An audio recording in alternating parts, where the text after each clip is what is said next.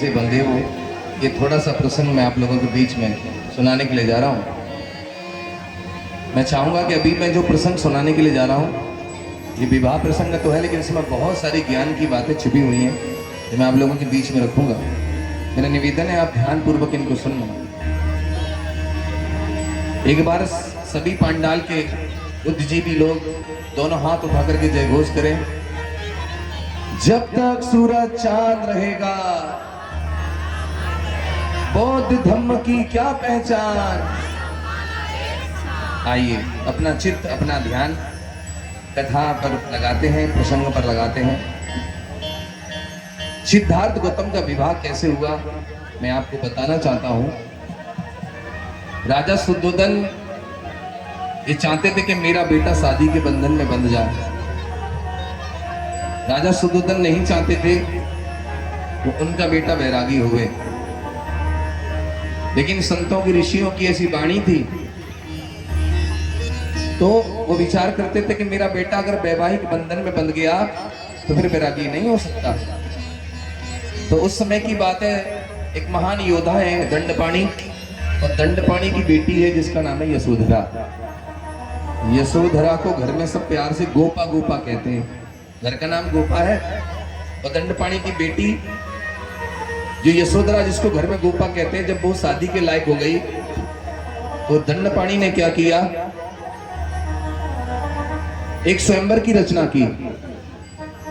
स्वयंवर, स्वयंवर कहते हैं स्वयंवर, वर मीन्स होता है पति, और स्वयं बोले तो खुद अपना मन पसंद, अपना मीत, अपना पति चुनना।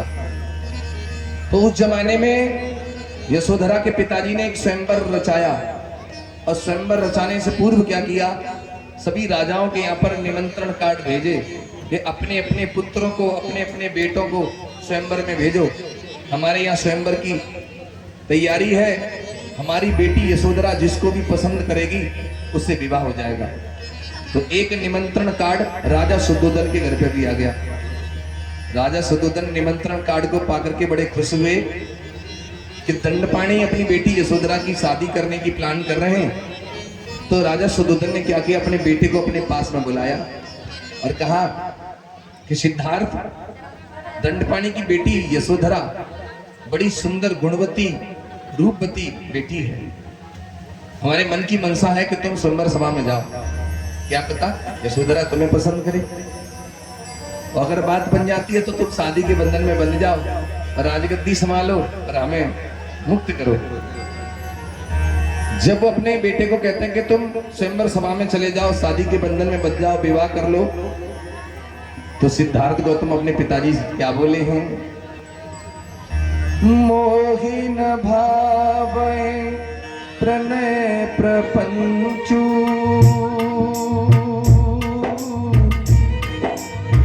भौतिक भोग रुझानन रंचु, बुद्धं शरणं गच्छामि, धम्मं शरणं गच्छामि, धम्मं शरणं गच्छामि, संघं शरणं गच्छामि। वो देहन दुष्कर आयुष दाता,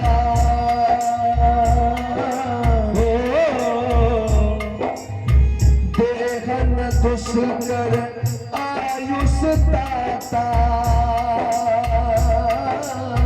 पथमहि मोहिन तत्र बलाता।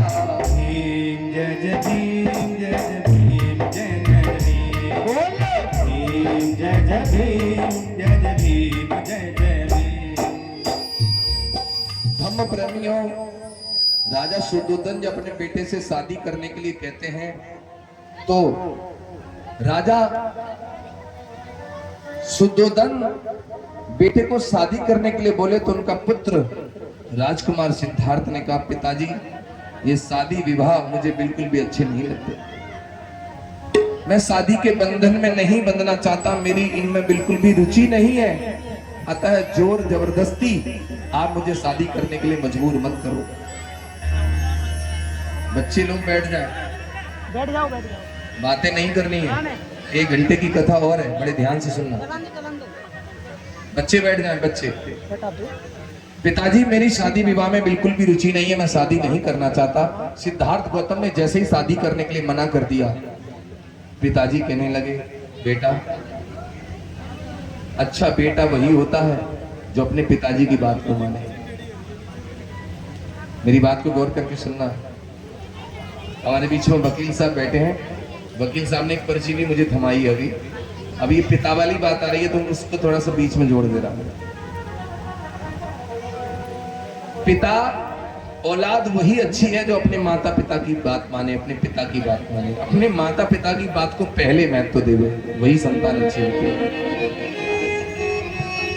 और वैसे भी आपने देखा है, मैं थोड़ा सा प्रसंग को चेंज कर रहा हूँ हल्का सा, और को इसलिए चेंज कर रहा हूँ कि वकील साहब की गुजारिश है, फरमाइश है, इसलिए मैं उसको थोड़ा सा घुमा रहा हूँ। मैं टॉपिक पे वहीं रहूंगा बिल्कुल। पिता कभी ये नहीं चाहता कि मेरी संतान, मेरी औलाद गलत रास्ते पे जाए। पिता हमेशा ये चाहता है मेरे बच्चे तरक्की करें, उन्नति करें। आपने देखा है, तुम्हारी तरक्की से, उन्नति से दुनिया के सारे लोग जलेंगे, लेकिन एक पिता एक ऐसी शख्सियत है जो तुम्हें उन्नति तरक्की करते हुए देखना चाहता है। वो बाप चाहता है कि बेटा मेरे से कई गुना आगे बढ़ जा, मुझे पीछे छोड़ दे। पिता घर में होता है तो पूरा घर भरा भरा लगता है, ऐसा लगता है किसी बात की कोई चिंता नहीं। अच्छा, जितने भी बच्चे यहाँ बैठे हैं, पिताजी घर में है तो किसी बात की कोई चिंता रहती है क्या? बिल्कुल भी चिंता नहीं। सारा घर का बोझा पिताजी ढोते हैं। पिताजी सारे घर गृहस्थी परिवार को चला रहे हैं। लेकिन पिता की कमी महसूस कब होती है? जब पिता दुनिया में नहीं होते, तब महसूस होता कि पिता की वैल्यू क्या होती है। धर्म प्रेमियों, यहाँ जितने भी लोग बैठे, मैं आपको बताऊं, दुनिया में सब कुछ ठुकरा देना, लेकिन अपने माँ बाप को कभी मत ठुकराना। अगर तुम्हारे मम्मी पापा घर में हैं तो तुम्हें कहीं तीर्थ जाने की जरूरत नहीं है। ये बात मैं इसलिए कह रहा हूं, भगवान बुद्ध ने खुद कहा है, इस दुनिया में, इस धरा पर अगर कहीं कोई वरदानी देवी देवता है तो माता पिता ही सबसे बड़े देवी देवता इस पृथ्वी पर है। उनसे बढ़कर के कोई है ही नहीं। और एक बात और समझ लो, जो बच्चा, जो बेटा बेटी अपने माता पिता को देवी देवता की तरह सेवा करता है, माताएं मेरी बात पे थोड़ा ध्यान दो, मैं बहुत अच्छी बात बताने जा रहा हूं। आप देवी देवता की पूजा कैसे करते हैं? ऐसे करते हैं, कोई गलती ना हो जाए। अगर कोई गलती हो भी गई तो मूर्ति के सामने कहते हैं कोई गलती क्षमा भई हो तो क्षमा करिए, है ना। लेकिन अगर पिताजी ने थोड़ा गुस्से में कोई बात कह दी तो 6-6 महीना बात नहीं कर रहे, माँ से बोल ही नहीं रहे। अगर तुमने माँ बाप को देवी देवता की तरह माना होता तो तुम उल्टा जाकर उनके चरणों में गिर जाते, कहते पिताजी अगर मुझसे कोई भूल हुई है तो मुझे माफ करना। क्या हमने अपने पिता को, अपनी माँ को कभी देवी और देवता की तरह हमने कभी स्थान दिया? नवरात्रों में कोई भी लड़की, कोई भी बेटा नहा धो करके बड़ा तैयारी के साथ थाल सजाता और पत्थर की मूर्ति को भोग लगाता है। मैं पूछता हूँ, इतनी ईमानदारी के साथ क्या घर में कभी भोजन बना करके और अपनी माँ के सामने जाके कभी परोसा, पिताजी के सामने परोसा कि मेरे आप भगवान हो, जब आप भोजन करोगे तो मेरा भोजन बनता है। एक और चीज बता दूं, माँ बाप अपने जीवन में अपनी औलाद को इतने वस्त्र, इतने कपड़े पहना देते हैं, जब भी मार्केट में कोई नया वस्त्र आया अपने बच्चों को पहले खरीद के दिया। लेकिन यहाँ बहुत सारे ऐसे लोग बैठे होंगे जिन्होंने अपने जीवन में अपनी कमाई से कभी माँ बाप को एक जोड़ी कपड़ा नहीं पहना पाया जाता, एक जोड़ी कपड़ा नहीं दिए होंगे, जीवन गुजर गया और उन माँ बाप ने जाने कितने कपड़े पहनाए हम लोगों को। क्या यही माँ बाप की सेवा है? पिता रोटी है, पिता कपड़ा है, पिता मकान है, पिता बच्चों का एक नीला आसमान है। पिता है तो सारे सपने अपने हैं। और पिता नहीं तो सब कुछ बेकार है। यहां जितने लोग बैठे हैं, मैं पूछना चाहता हूं कितने लोग अपने पापा को प्यार करते हैं, जरा हाथ ऊंचा करके बताएं।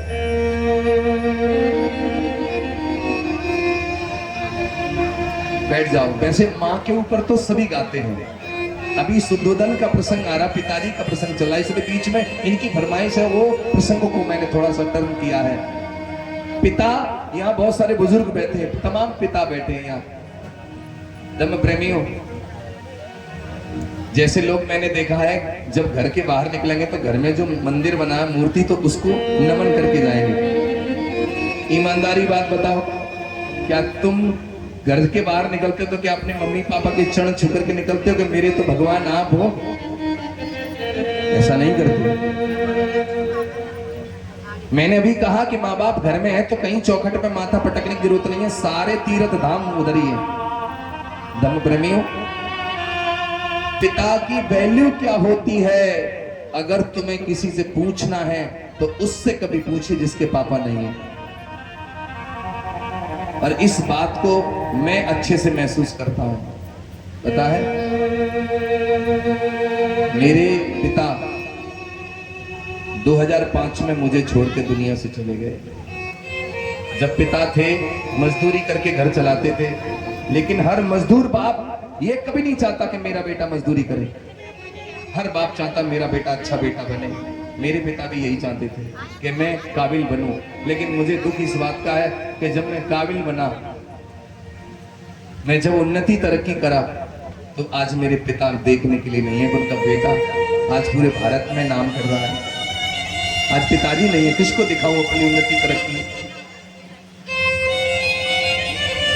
आप यहाँ जितने बच्चे बैठे हैं, सुबह उठते हो, मैं खुद महसूस करता हूं कि मैं जब पिता बना, पहले जो पिता नहीं है वो नहीं महसूस करेगा। जब पिता बना, मैं खुद, मेरी एक बेटी है 5 वर्ष की, या जितने भी बच्चे बैठे हैं, सुबह से उठते हैं, मम्मी मम्मी, पापा पापा पापा चिल्लाते रहते हैं ना। कितने बार हमारे मुंह से पापा पापा निकलता है ना। लेकिन कभी उसको पूछ के देखिए जिसके पापा नहीं है, बेचारे ने कितने साल गुजर गए, पापा नहीं बोला मुझसे। खास पापा होते सामने तो पापा क्या पापा। धर्म प्रेमियों, राजा शुद्धोदन अपने बेटे को शादी के लिए कह रहे हैं। बेटा वही अच्छा जो माता पिता की बात माने। मैं कहता हूं, पिताजी जिनके घर में है वो लोग जो अपने पिताजी को प्यार करते हैं, मेरी ये 4 लाइनें सुन ले। मैंने रात में भी सुनाई थी ये लाइनें, लेकिन उन्होंने फरमाइश गुजारिश की, इसलिए मैं इसको सुना रहा हूं।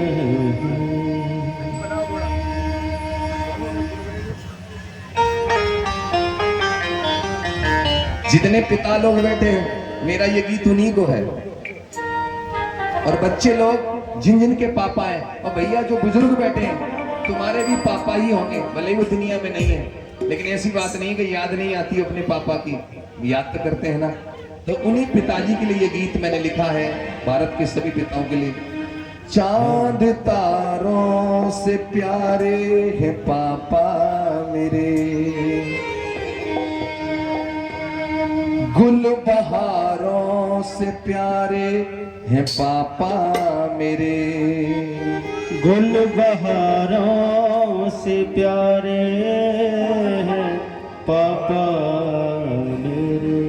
उनको देखूं तो रब मुझको दिख जाता है, उनको देखूं तो रब मुझको दिख जाता है, उनसे मांगूं वो वरदान मिल जाता है, उनसे मांगूं वो वरदान मिल जाता है। इसलिए मैंने लिखा कि मंदिर मस्जिद गुरुद्वारे हैं पापा मेरे, चांद तारों से प्यारे हैं पापा मेरे, चांद तारों से प्यारे हैं पापा मेरे, गुल बहारों से प्यारे हैं पापा मेरे, गुल बहारों से प्यारे हैं पापा मेरे। उनको देखूं तो रब मुझको दिख जाता है, उनको देखूं तो रब मुझको दिख जाता है,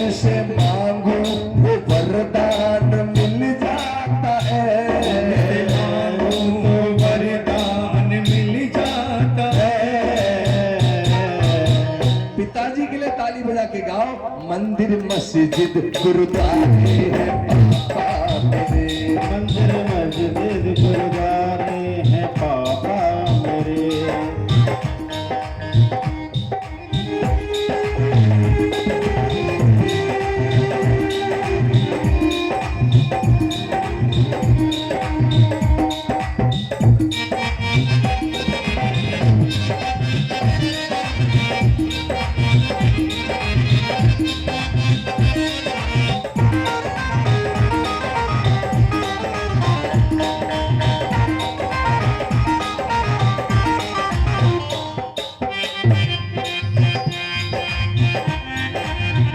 पहली लाइन सुने।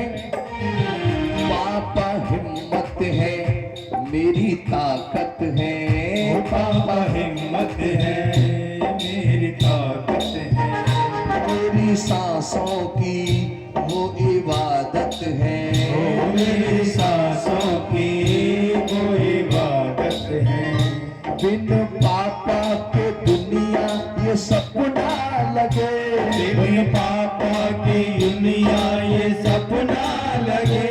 बिन पापा के दुनिया ये सपना लगे। पापा है तो जहां सारा अपना लगे। तो सारे जग से दुलारे हैं पापा मेरे। सारे जग से दुलारे हैं पापा मेरे। चांद तारों से प्यारे हैं पापा मेरे। तारों से प्यारे हैं पापा मेरे।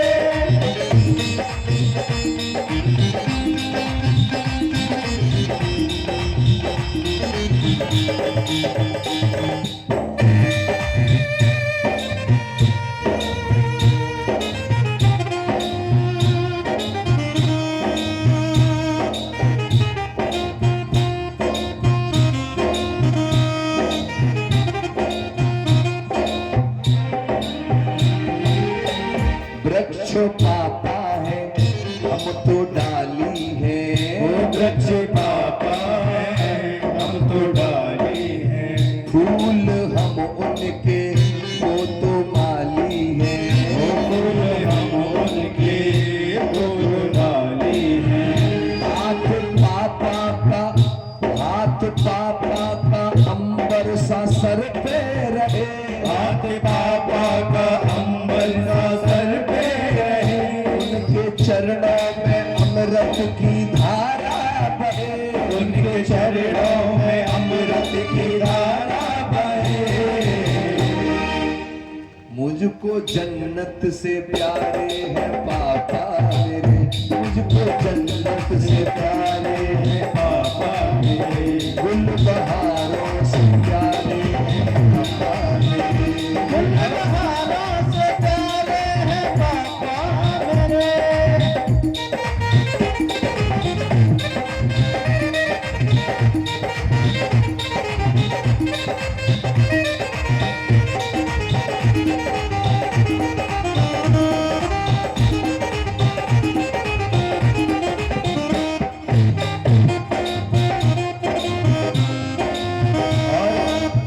दुख उठाते हैं ना बताते हैं। दुख उठाते हैं ना बताते हैं। अपने बच्चों पे जान लुटाते हैं। वो अपने बच्चों पे जान लुटाते हैं। पापा चाहते हैं मैं उनसे आगे बढ़ूं। पापा चाहते हैं मैं उनसे आगे बढ़ूं। एक बनकर रहूं ना किसी से लड़ूं। एक पल में रहूं ना किसी से लड़ूं। अब मैं चाहूंगा पूरा पांडाल मेरे साथ गा दे एक बार। जीवन के गुजारे हैं पापा मेरे। जीवन के गुजारे हैं पापा मेरे। बहारों से प्यारे हैं पापा मेरे। दिल बहारों से प्यारे हैं मेरे।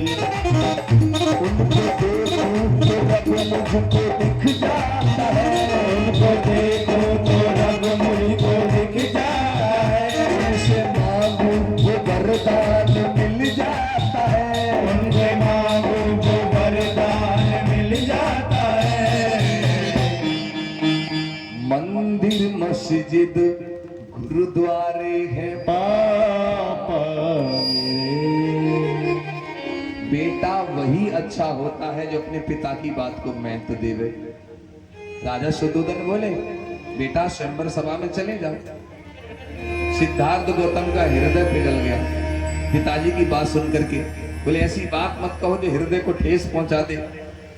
अब सिद्धार्थ कहने लगे पिताजी अगर आपके मन की इच्छा है कि मैं स्वयंवर सभा में जाऊं तो चिंता न करें, मैं कल ही जाऊंगा।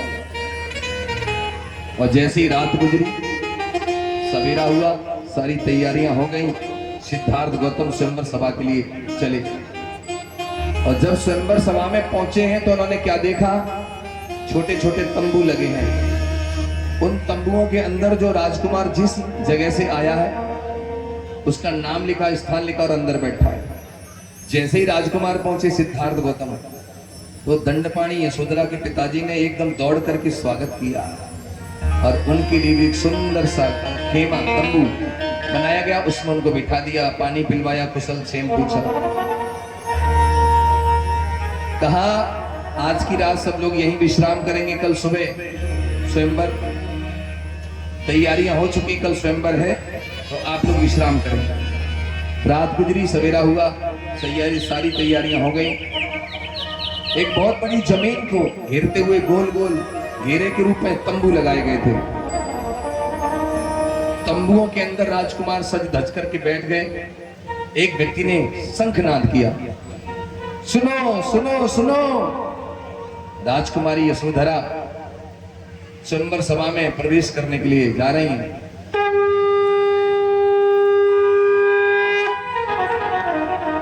राजकुमारी यशोधरा अपनी सहेलियों को साथ में लेकर के स्वयंवर सभा में प्रवेश करने के लिए जा रही हैं।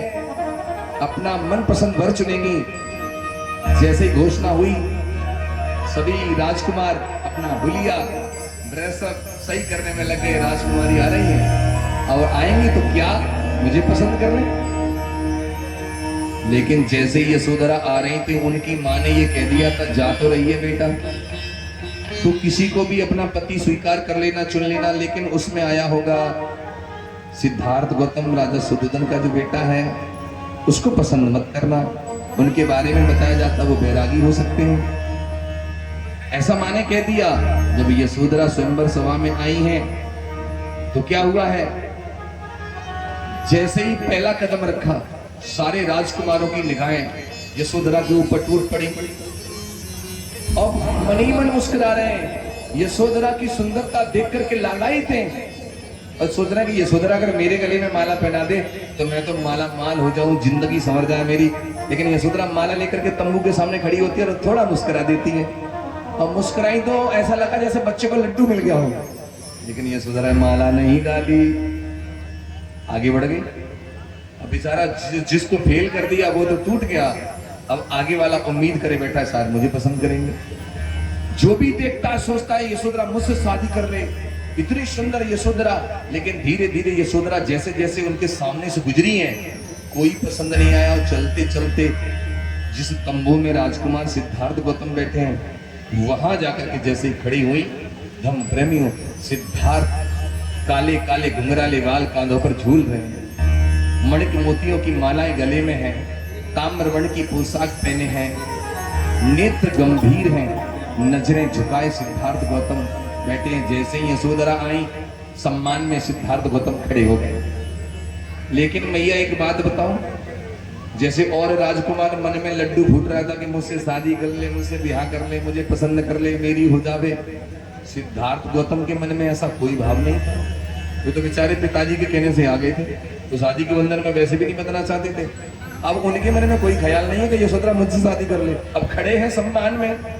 लेकिन यशोधरा ने जैसे ही सिद्धार्थ गौतम को देखा, इतने सुंदर हैं सिद्धार्थ गौतम, मानो कुदरत ने उनके मुखमंडल को अमृत से मोह लिया हो, शराब से धो लिया हो, और जो धोवन बचा हो उसको छिड़क दिया हो संसार में, उस धोवन से संसार सुंदर बन गया हो। लेकिन यशोधरा टकटकी लगाए देखे ही जा रही है, देखे ही जा रही है, ना माला डाल रही, ना आगे बढ़ रही, ना पीछे हट रही। कि मन मंदिर मंदिर महिमोहिनी और मूरत गई समाय। मन मंदिर मन मोहिनी और मूरत गई समाय। बढ़हिन आगे पाँव अब सुगोर गई गरिमा। यशोधरा एकदम पांव जमा के खड़ी रही, आगे नहीं बढ़ पा रही हैं, देखे ही जा रही हैं, देखे ही जा रही हैं। तब संग में जो सहेली आई है, एक सहेली ने धीरे से बगल में नोच लिया और जैसे ही नोचा तो यशोधरा एकदम होश में आई। तब सहेली बोली कहाँ खो गई है? अरे माला डाल दी है तो डाल, नहीं डालनी तो आगे बढ़, पीछे। क्या बात है? सिद्धार्थ को टकटकी लगाए देख रही हो, क्या सिद्धार्थ की तो नहीं हो गई? लेकिन यशोधरा लज्जित होने अपने आप को महसूस करती है। अब सोचती है कि पसंद तो यही आ रहा है, अब माला डालूं कि ना डालूं, क्योंकि माँ ने पहले ही मना कर दिया है कि सिद्धार्थ के गले में माला मन डाल देना। अब मुझे तो यही पसंद आ रहा है, क्या करूं? माँ की बात मानूं कि माला डालूं? तो सोचती है मैया की बात मान लेती हूँ। तो माला नहीं डाली, दौड़ करके सीधा स्वयंवर सभा से बाहर आई और अपनी मैया की गोदी में गिरी। तो क्या बोली अपने मन की बात?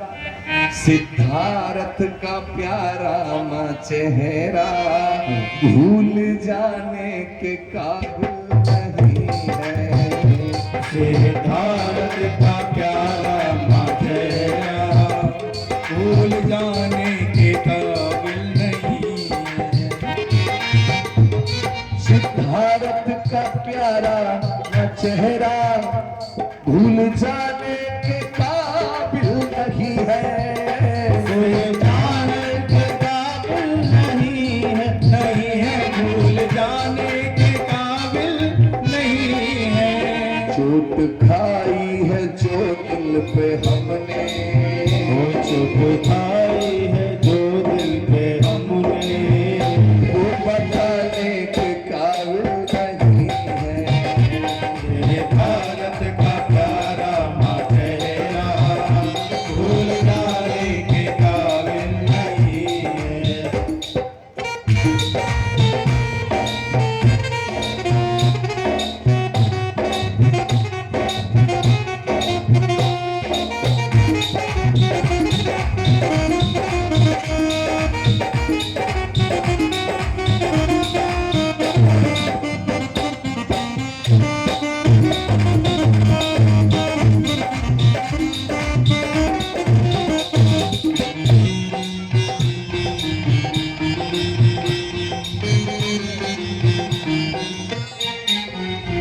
जब से देखा है चेहरा माँ उनका, कोई आंखों को भाता नहीं है, कोई आंखों में भाता नहीं है, नहीं है, कोई आंखों को भाता नहीं है।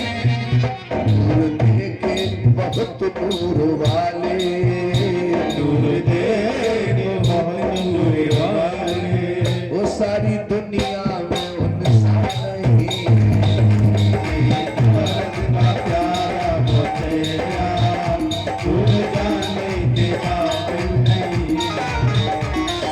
भारत का प्यारा चेहरा भूल जाने के काबिल नहीं है। यशोधरा अपनी माँ से कहने लगी, मैया अगर तुम मेरी शादी करवाना चाहती हो तो फिर मुझे सिद्धार्थ गौतम को अपना वर चुनने के लिए हाँ कह दो। मैं सिद्धार्थ गौतम को अपना पति बनाना चाहती हूँ, उनसे ही शादी करना चाहती हूँ। मैया ने कहा कि तुझे पता नहीं, ऋषियों की वाणी है कि सिद्धार्थ गौतम आगे चल के कहीं बैरागी हो सकते हैं, और कल वो बैरागी हो गए तो अरे तुझे शादी तो करनी है। तमाम वीर पुरुष आए हैं तो किसी को भी पसंद कर ले, विवाह कर ले, तो सिद्धार्थ गौतम को ही क्यों? कहने लगी, मैया प्रिय जनों का मिलन क्षण भर के लिए अच्छा है, अच्छे लोगों का साथ कम मिले वो अच्छा है, लेकिन अप्रिय लोगों का साथ जिंदगी भर दुख देने के बराबर है। मैया अगर सिद्धार्थ गौतम से शादी हो गई और भले ही उनके साथ थोड़ा रहने का मौका मिला, वो मेरी जिंदगी के लिए सुखकर होगा, लेकिन ऐसे आदमी से डोर बन गई और जिंदगी फिर मैया कुड़ कुड़ के कटी तो क्या फायदा। माँ बाप सब चिंता करते हैं कि मेरी बेटी कभी किसी गलत हाथों में न चली जाए। हर माँ बाप चाहते हैं अच्छा बेटा मिले। धर्म प्रेमियों, यहां जितनी भी माताएं बहनें बैठी हैं, मैं आपको बताना चाहता हूं, बहुत सारी बेटियां जब इनकी शादी होती है, जब रिश्ते की बात होती है, तब तो लोग कहते हैं बेटा बहुत कमाऊ है, गुटखा बीड़ी ना खावे, झगड़ालू ना, बहुत बढ़िया ऐसा। लेकिन जैसे ही शादी होती है तब सारी पोल खुलती है, दुष्चरित्र निकलता है लड़का। रोज घर में झगड़ा, समय पे खाना नहीं, पानी नहीं, शराब पिए। वो लड़कियां तब घर में आकर के क्या कहती हैं कि जा से बढ़िया तो मैं कुंवारी मर जाती, वो ठीक रहती, लेकिन मेरी शादी ना होती। यशोधरा भी यही सोच रही है कि काऊ ऐसे आदमी से डोर बने कि जिंदगी कष्ट में बीती तो क्या हुआ। इसलिए मैया अगर सिद्धार्थ गौतम कल बैरागी हो तो आज ही है जाए, लेकिन ब्याह भी रोहन से करवा दे। काऊ ऐसे से डोर बंद है कि जिंदगी शोर बंद। जब बेटी ने ऐसा कहा तो माँ ने समझ लिया। तब माँ ने कहा कि यदि तुम सिद्धार्थ गौतम से ही विवाह करना चाहती हो तो जाओ, हम तुम्हें अनुमति देते हैं, तुम अपने मनपसंद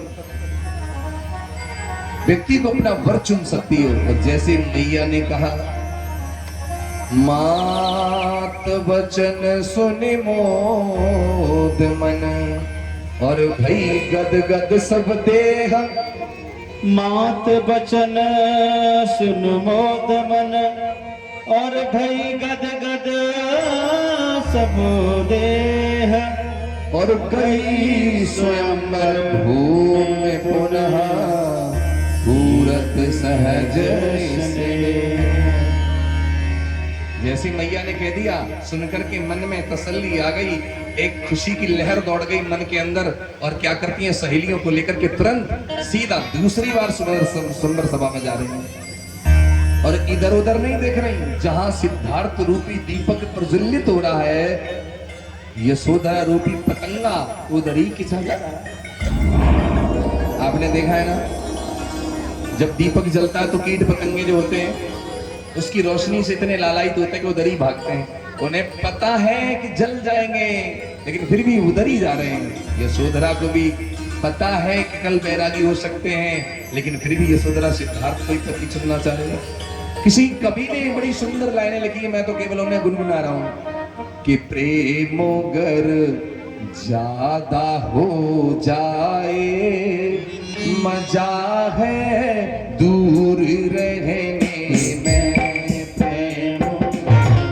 ज्यादा हो जाए, मजा है दूर रहने में। समा का देख उजियारा, पतंगा यूं मचलता है। ओ समा का देख उजियारा, पतंगा यूं मचलता है। पतंगे पास ना जइयो, पतंगे पास ना जइयो, मजा है दूर रहने में। प्रेम अगर ज्यादा हो जाए, मजा है दूर रहने में।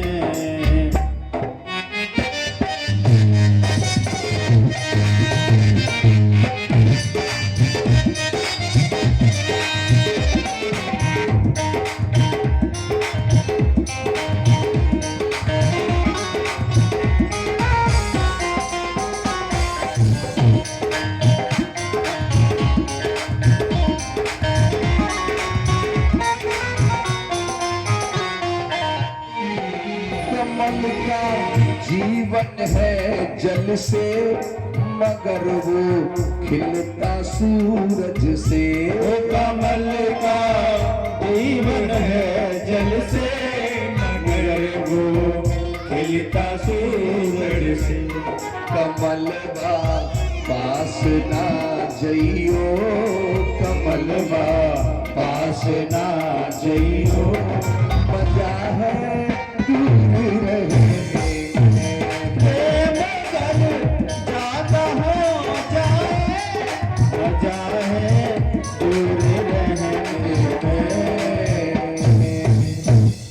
यशोधरा सीधा वहां जाके पहुंच गई जहां सिद्धार्थ खड़े थे, बैठे थे।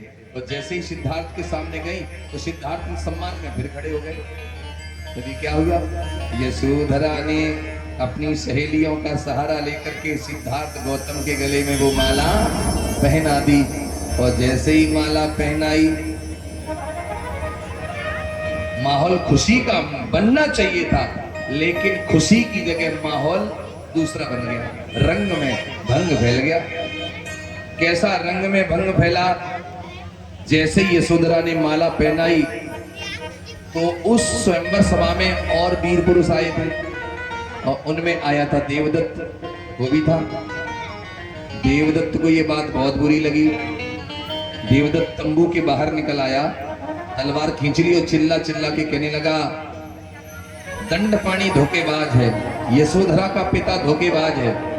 उन्होंने बुला करके बेइज्जती की है, ना किसी का ओज देखा, ना तेज देखा, ना कोई बल पुरुषार्थ की कोई परीक्षा ली गई।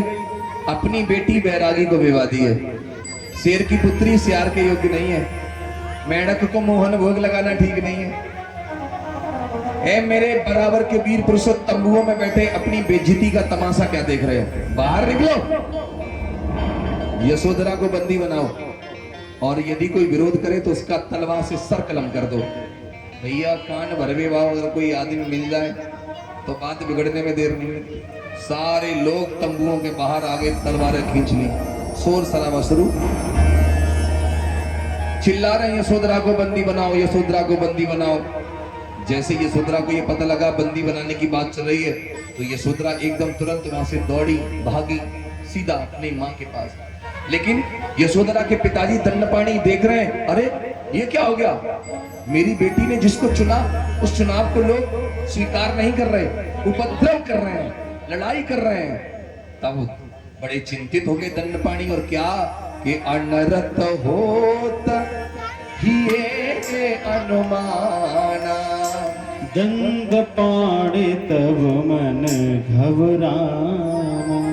अरे पक्षी न बोल सबन सिरनाई, लाग कहन निज आगे लगा। दंडपाणी अपने सगे संबंधी रिश्तेदारों को इकट्ठा कर लेते हैं, हाथ जोड़ के खड़े हो जाते हैं, कहते हैं मेरी लाज बचाओ। अगर मुझे ऐसा पता लगता कि स्वयंवर में झगड़ा होगा तो मैं स्वयंवर करता ही नहीं। मेरी बेटी ने जिसको पसंद किया वो चुनाव लोगों को स्वीकार नहीं है। ए मेरे सगे संबंधियों, कोई ऐसा उपाय बता दो कि सांप भी मर जाए और लाठी भी टूटे नहीं। क्या करूं मैं? धम भ्रमियों, सगे संबंधी रिश्तेदारों ने कहा, हे दंडपाणी, यदि तुम इस उपद्रव का निपटारा करना चाहते तो हमारी एक राय है। बोले क्या? कि सबको कहो कि लड़ाई झगड़ा ना करें, सवेरा होने दें, कल इसी जगह कल प्रतियोगिता होगी, लक्ष्य भेद होगा, और जो कोई प्रतियोगिता में जीत जाएगा वही राजकुमारी यशोधरा से विवाह करेगा। और यदि प्रतियोगिता में कोई जीत नहीं पाया तो फिर बिना रोके बिना टोके शादी सिद्धार्थ से होगी, फिर कोई विरोध नहीं करेगा। ये बात सारे लोगों को बता दी गई, मामला शांत हो गया। अगला दिन आया लक्ष्य भेद। लक्ष्य भेद में क्या था? स्वयंवर भूमि के बीचों बीच 100 हाथ का चिकना लंबा खंबा गाड़ा गया। खंबे के ऊपर लगाए फूलों के गुच्छे, 25-25 हाथ की दूरी पे लगाए गए गोल गोल घूमने वाले चक्र, अवरोधक चक्र। शर्त ये रखी गई कि एक योद्धा को 5 तीर मिलेंगे। खंबे के नीचे खड़े होकर चक्रों के बीच में होकर के जो तीर निकाल के फूल जमीन पर गिरा देगा वो शादी करेगा। और यदि ऐसा कोई नहीं कर पाया तो फिर शादी सिद्धार्थ से होगी तो वो विरोध नहीं करेगा। यही बात तय हुई। पंच बुलाए गए, प्रतियोगिता प्रारंभ होती है तो सबसे पहले इस लोगों ने कहा कि देवदत्त से शुरुआत की जाए, क्योंकि विरोध देवदत्त ने ही किया। देवदत्त उठा, धनुष उठाया, पहला तीर तान करके छोड़ा, चक्र से टकराया, मुड़ के गिर गया। दूसरा तीर तान के छोड़ा, वो भी टकरा के नीचे गिरा। तीसरा, चौथा, पांचवा, पांचों तीर छिन्न भिन्न होकर के जमीन पर गिर गए, लेकिन देवदत्त एक भी भूल गिरा नहीं पाया, हार करके बैठ गए। पंचों ने कहा बारी बारी करके और आए जो सभी देशों से आए हैं। तो कौन?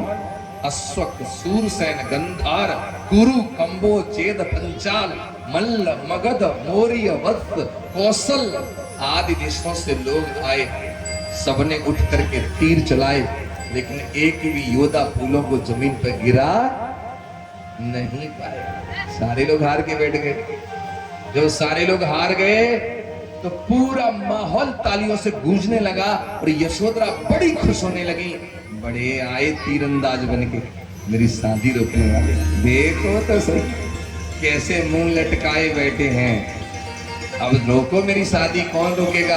अब मेरी शादी सिद्धार्थ गौतम से हो जाएगी। यशोधरा मन में सोच ही रही थी कि तभी सिद्धार्थ गौतम अपने स्थान से उठ करके सामने खड़े हुए और बोले, सुनो, ऐसे मैं शादी नहीं करूंगा। सारे लोग चकित रह गए देख करके, क्या? मैं राजा शुद्धोधन का बेटा हूं, सबको निमंत्रण गया तो मुझे गया, सब आए तो मैं आया, प्रतियोगिता हुई सबके लिए तो मेरे लिए भी होनी चाहिए। सबने तीर चलाए तो तीर मैं भी चलाऊंगा। अगर मैं फूल के गुच्छे गिरा पाया तो शादी करूंगा, वरना मैं शादी। यशोधरा सोचने लगी जी का अच्छी भली शादी हो रही, सबन के तीर मुड़ मुड़ के जमीन पर गिर गए। हमें मालूम है तुम्हारे तीर बहुत बढ़िया चलेंगे, सो है गई शादी। सिद्धार्थ नहीं माने। क्या हुआ? अपने स्थान से उठे, धनुष हाथ में उठाया, तीर डोरी पे लगाया और क्या हुआ? धनुष उठा कर सिद्धार्थ ने अरे कमर बंद को बांध लिया और लक्ष्य निहारा, शुद्ध शुद्धोधन मंच और प्रस्थान किया। मंच और प्रस्थान किया,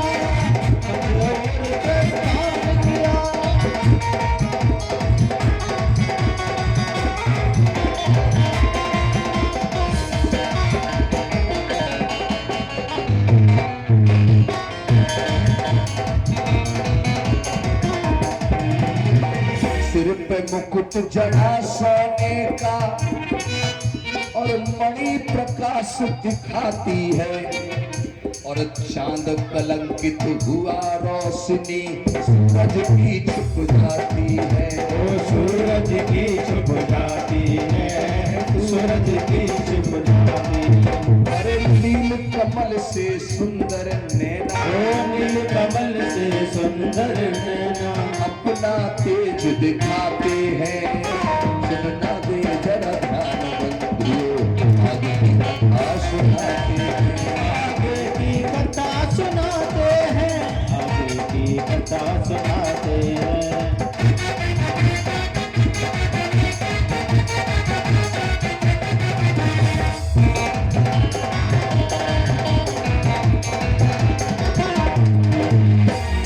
अरे अधर कुमार के ऐसे लागे, कलियों में सुंदर हीरा है। अधर कुमार के ऐसे लागे, नौ में सुंदर हीरा है। वस्त्र रेशमी तन पर सोहे, सुंदर सुडल शरीरा है। सुंदर सुगर शरीरा है, सुंदर सुगर शरीरा। पर घुटने मोड़ के मंच पे बैठे, घुटने मोड़ के मंच पे बैठे धनुष को आज दिखाते हैं। सुनना दे जरा ध्यान बंधुओं, आगे की कथा सुनाते हैं। आगे की कथा सुनाते हैं, आगे की कथा सुनाते हैं। अरे बाण चढ़ाकर सिद्धार्थ ने जैसे ही घुटनों को मोड़ करके बैठे, धनुष के टिकाया। अरे बाण चढ़ाकर सिद्धार्थ ने और फिर डोरी को खींच दिया और 25 फूल गिरे हैं धरा पर। लक्ष्य भेद को लक्ष्य भेद को खींच दिया, लक्ष्य भेद को खींच दिया। देख वीरता सिद्धार्थ की, देख वीरता सिद्धार्थ की। योद्धा सब शर्माते हैं। अरे देना दो जरा ध्यान बंधुओं, सुनाते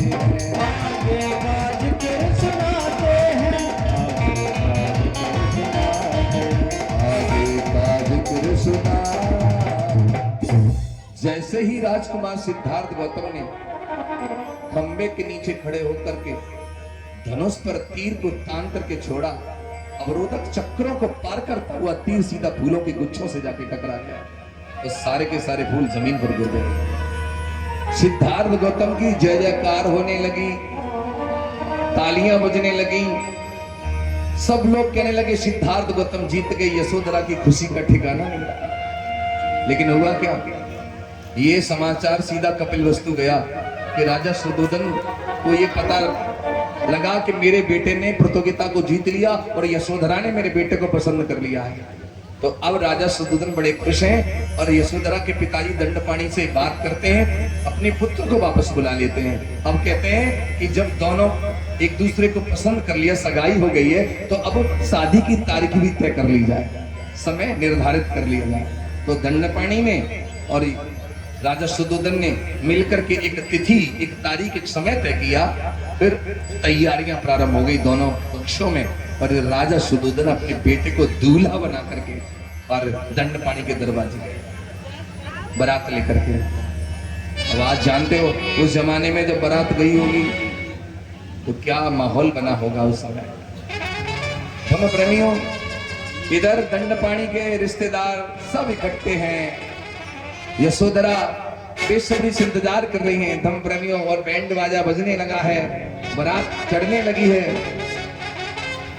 कैसे दूल्हा बने आए सिद्धार्थ, सखीरी सब मंगल गाओ, दूल्हा बने आए सिद्धार्थ, सखीरी सब मंगल गाओ, ताली बजा के दूल्हा बने आए सिद्धार्थ।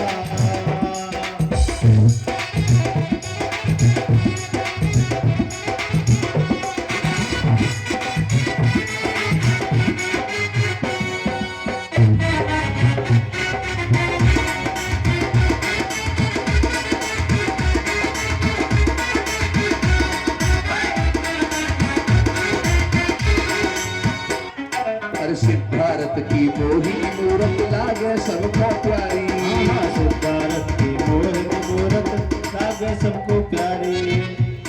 अरे माथे मुकुट मड़ के सोहे, माथे मुकुट मड़ के सोहे, छवि प्यारी प्यारी देखो प्यारी, नगर सब हर सायो, दूल्हा बने आए सिद्धार्थ, सखीरी सब मंगल गाओ, दूल्हा बने आए सिद्धार्थ। ताली बजा करके।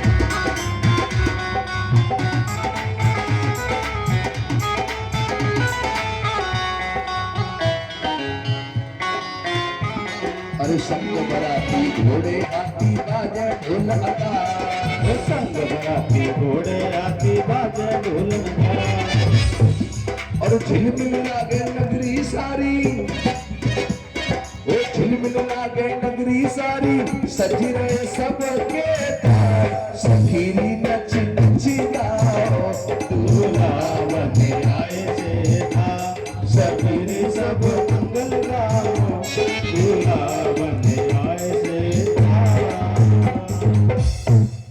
राजकुमार सिद्धार्थ गौतम दूल्हा बन करके आए हैं। और तुमने देखा होगा जब बारात आए ना गांव में, शहर में, तो पड़ोसी लोग सब छत पे चढ़ चढ़ के बारात देखे होते हैं, और जो दुल्हन होती है कभी कभार तो वो भी छत पे चढ़ के बारात देखती है। आज सिद्धार्थ गौतम की बारात आई है, दूल्हा बन करके आए हैं। तो इधर सिद्धार्थ गौतम बने दूल्हा और यशोधरा बनी दुल्हन। अब विवाह की जो रस्में होती हैं वो प्रारंभ होती हैं, वैवाहिक कार्यक्रम प्रारंभ होता है। तो पहली रस्म क्या है, जब शादी होती है तो क्या होता है, वरमाला का कार्यक्रम, है ना। दोनों दूल्हा दुल्हन, लड़का लड़की स्टेज पे आते हैं, लड़की लड़के को माला पहनाती है और लड़का लड़की को। इसे पहली रस्म कहते हैं, वरमाला की रस्म। अच्छा, आप थोड़ा ध्यान दीजिएगा मेरी ओर, बड़ी महत्वपूर्ण बात बता रहा हूँ। बीच में कुछ माताएं बहनें बात बहुत कर लेती हैं। बुजुर्ग लोग देखो कितनी शांति से सुन रहे हैं, लेकिन माता बहनें बात बीच में कर लेती है। मेरी बात गौर करके सुना, बड़ी प्यारी बात है। आचार्य जी ब्याह तो है वो, बैंड में पेमेंट करवा दो भैया। कमेटी कहाँ है? बैंड में पेमेंट करो, ये कहाँ है बैंड वाले पेमेंट? जी बैंड फ्री को भैया जी, पेमेंट मारो बैंड में। बोलिए बाबा साहब की। तो हुआ क्या, मेरी बात समझना थोड़ी सी भैया, थोड़ा ना एक साइड होना। आप लोगों से निवेदन करता हूँ, मेरी बात गौर करके सुनना। पहली रस्म क्या है? वरमाला की रस्म। अच्छा एक आप बात बता दो, लड़की अगर लड़का को माला पहना दे और यदि लड़का माला न पहना जाए तो क्या रस्म पूरी होगी? नहीं। सब लोग आपस में खुसुर खुसुर शुरू कर देंगे, पतो ना लड़का ने माला ही ना डारी, जिजी का है वो हमें ना पतो। डारी तो होती पर 1 घंटा बाद डारी है, कोई ना कोई बात तो है। इसका मतलब अगर लड़की ने माला डाली लड़के ने नहीं डाली तो रस्म पूरी नहीं हुई। डाउट है, अभी विवाह स्वीकार नहीं। और लड़का माला डाल दे वो लड़की ना डाले तो वो आधी रस्म है। तो रस्म पूरी कब होगी? जब लड़की माला पहना है और लड़का, समझो रस्म पूरी है, दोनों राजी हैं, है ना? तो ये तो रस्म आपकी भी हुई होगी वरमाला वाली। अब एक रस्म और है आपकी, कौन सी? मांग भरने वाली। तो लड़का लड़की की मांग भरता है, रस्म आधी हो गई। पूरी कब होगी? ये तो आधी रस्म हो गई ना। लड़की ने माला पहनाई, लड़का ने ना पहनाई तो आधी। अब लड़के ने लड़की की मांग भर दी, रस्म आधी हो गई। पूरी कब होगी? जब लड़की लड़का की मांग भरे, तभी तो रस्म पूरी होगी कायदे से। आप बताओ, ये तो आधी रस्म हुई भैया, आधी रस्म वाला विवाह हो गया। मैंने देखा है यहाँ बहुत सारी माताएं बहनें बैठी हैं जिनकी मांग भरी है, मैंने समझ लिया ये शादीशुदा हैं, लेकिन इनमें कैसे पहचानूं मैं कौन से शादीशुदा हैं? पता ही ना लग रही कौन से शादीशुदा हैं। ये तो आधी रस्म हो गई भैया, ये आधी रस्म है। अच्छा दूसरी एक और रस्म है अगली, बिछिया पहनाने की रस्म। तो महिला लड़की को तो बिछिया पहना दिए, आधी रस्म हो गई। आदमी को पहनाओगे तो पूरी होगी, आदमी को पहना। विवाह तो बहू को है ना, शादी तो पुरुष की भी हो रही है, लेकिन ये तो आधी आधी रस्में हो रही हैं भैया जी। कैसा ब्याह? यहाँ जितनी माताएं बहनें बैठी हैं, हो सकता है मेरी बात थोड़ी सी कड़वी लगे, लेकिन कड़वी नहीं, मैं सच बता रहा हूँ। यहाँ माताएं बहनें जो मांग भरे बैठी हैं, मैं आपसे एक बात पूछता हूँ, क्या जब शादी नहीं हुई थी उससे पहले भी मांग भरी क्या? जवाब सुनिएगा, नहीं भरी। शादी हुई तो मांग भरना शुरू किया। माथे में मांग में सिंदूर क्यों लगाती है? पति के लिए। अच्छा पति ना हो तो क्या सिंदूर की कोई फिर अहमियत है? कोई अहमियत नहीं है। तो फिर सही मायने में विचार करने की बात यह है कि असली सिंदूर कौन है? पति। असली सिंदूर पति है। पति है तो ये सिंदूर है, अगर वो नहीं तो इसका कोई, तो फिर पति ही असली सिंदूर है। इसकी जरूरत क्या है मेरे भाइयों? महिला को बिछिए पहनाए गए, आदमी को नहीं पहनाए गए। शादी के जितने भी सिंबल होते हैं शादी होने के, वो सब महिलाओं औरतों के ऊपर ही क्यों लगाए गए? पुरुषों के ऊपर क्यों नहीं लगाए गए? शादी तो पुरुष की भी हुई। विचार करने की बात है यहाँ जितने बुद्धिजीवी लोग बैठे हैं। हालांकि मैं ये बात आपको बताऊं, मेरी पत्नी मांग नहीं भरती है। अब मांग नहीं भरती है तो तुम ये मन सोच लेना का प्यार नहीं करती है, ऐसा नहीं है कुछ भी। मैंने उन व्यवस्थाओं को बिल्कुल नकार दिया जिन व्यवस्थाओं के खिलाफ बाबा साहब अम्बेडकर थे। इस मांग को मैं कुप्रथा समझता हूं। मांग भरने की जो बात है, धर्म प्रेमियों बताते हैं, विज्ञान कहता है कि इसमें पारा वारा कुछ मिला होता है, इससे कैंसर होने के भी चांसेस रहते हैं। पति है तो इसकी क्या जरूरत है? धर्म प्रेमियों, पति ही असली सिंदूर है। अब बिछिए पहनने की बात आई, मंगलसूत्र पहनने की बात आई, तो शादी हुई तो महिला ने तो मंगलसूत्र पहना। वैसे ये मंगलसूत्र है ना, ये बौद्धों से ही चोरी किया गया है। बौद्धों में एक महामंगलसूत्र है, इसको कभी पढ़ेंगे तो समझेंगे, लेकिन उसने उसकी जगह ये मंगलसूत्र गले में डाल दिया गया। अच्छा, दूसरी बात, चूड़ियां आदमी नहीं पहनता है, न मंगलसूत्र आदमी पहनता है। रास्ते में कोई महिला जा रही हो, दूर से भी देख के पता लगा जा सकता है शादीशुदा है, क्योंकि उसके शादी होने के तमाम चिन्ह उसके ऊपर लगाए गए हैं, लेकिन पुरुष को नहीं बताया जा सकता। मैं पूछना चाहता हूं, ये औरतों के साथ ऐसा क्यों हुआ, महिलाओं के साथ ऐसा क्यों हुआ? धर्म प्रेमियों, महिलाओं को इतनी विवस्थाओं में क्यों जकड़ा गया? ध्यान से सुनना पुरुष लोग, ये भारत पुरुष प्रधान देश था, या आज भी लोग इस व्यवस्था को मानते हैं पुरुष प्रधान। महिला को इस देश के अंदर पैर की जूती माना गया। महिला को 4 वर्णों के नीचे 5वें नंबर पर अति शूद्र, अधम, अछूत माना गया। महिला को इस देश के अंदर भोग विलास की वस्तु माना गया। महिला को मनोरंजन का साधन माना गया। महिला को कोई अधिकार नहीं थे। महिला को इतनी बेड़ियों में जकड़ा गया, महिला के ऊपर इतनी कुप्रथाएं लगाई गई, इतनी परंपराएं थोपी गई, और महिला उसकी शिकार बनकर के रह गई।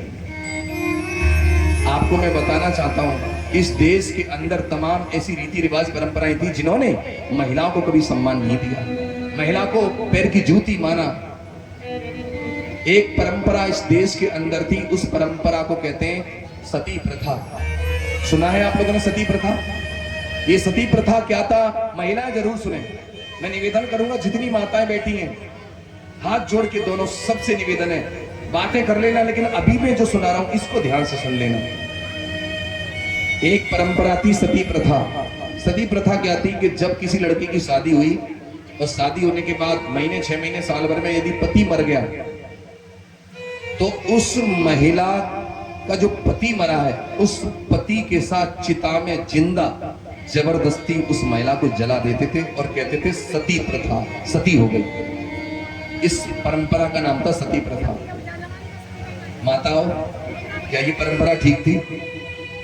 जिस लड़की की अभी अभी शादी हुई है, कैसे ही उसका पति मर गया, अब उस महिला को जलना पड़ेगा। वो जलना नहीं चाहती थी, लेकिन ढोल लंगाड़े बजा करके चीखे चिल्लाए तो आवाज सुनाई ना दे, जबरदस्ती चिता पर के जिंदा जला देते थे।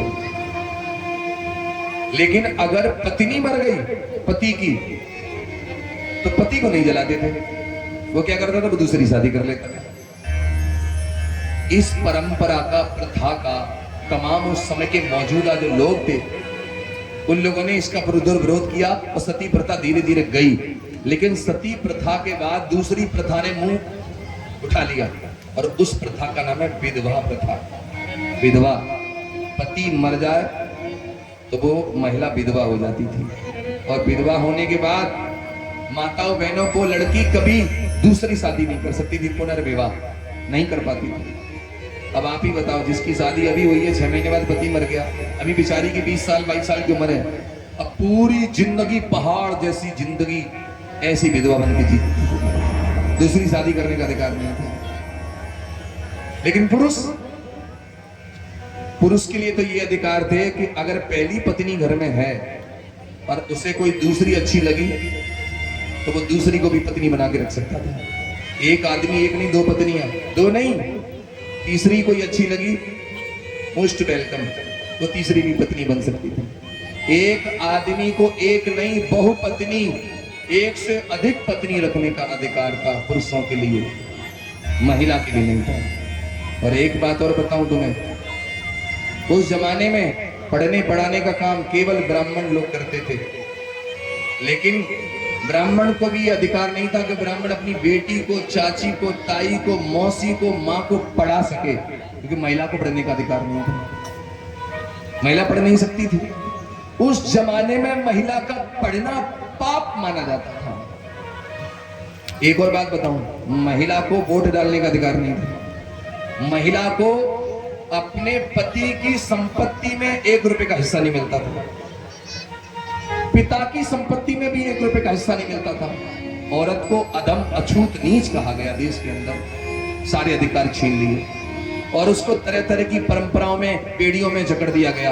यहाँ बहुत सारी माताएं बहनें, मुझे बड़ी खुशी है कि यहाँ मैंने देखा महिलाएं घूंघट करके नहीं बैठी हैं, वरना घूंघट की प्रथा उन पर थोपी गई शादी के बाद। तो मुझे एक बात बताओ,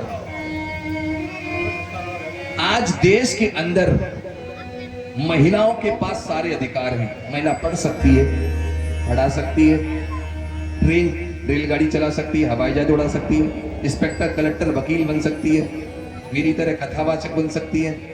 अगर पति मर जाए तो अब दूसरी शादी भी कर सकती है। पति और पिता की संपत्ति में सारा अधिकार ले सकती है, वोट डाल सकती है। विचार करने की बात है, ये सब मिला कैसे?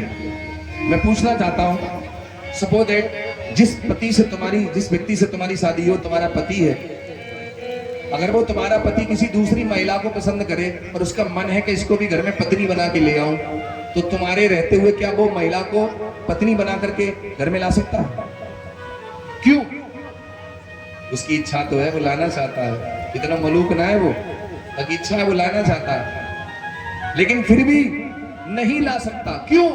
क्योंकि डॉक्टर बाबा साहब अम्बेडकर ने भारत के संविधान में महिलाओं को इतने अधिकार दिए हैं, अगर पहली पत्नी होने के बाद अगर दूसरी भी लेके आया तो ये पहली पत्नी इतने मुकदमे उस पर लगाएगी कि पूरी जिंदगी जेल में सड़ता रहेगा।